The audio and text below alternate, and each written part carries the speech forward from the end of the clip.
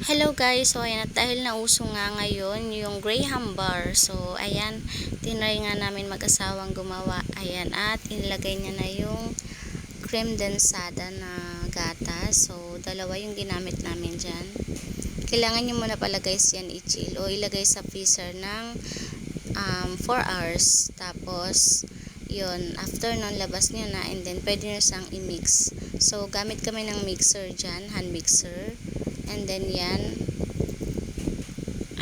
ayan, ready na din namin yung lagayan. At ayan, inilayer ko na din yung first layer na Graham crackers. So ayan, after nyang ma-mix yung milk o yung creme densada, so nilagay niya na dyan. And then binuburan ko lang siya ng dinikdik na cream o. So ayan, minix ko ulit dahil may natira.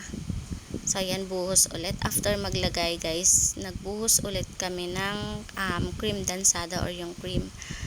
So, ayan, lagay ulit natin yung crackers sa ibabaw. And then, nakalimutan ko nga pala, guys, isawsaw yung crackers sa water.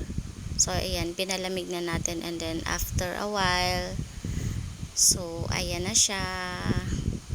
Tadan! Malamig na at matigas na siya. So, pwede na siyang ikat.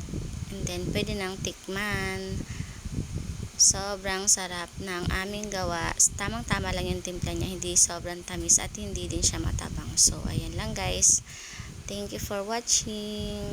God bless everyone.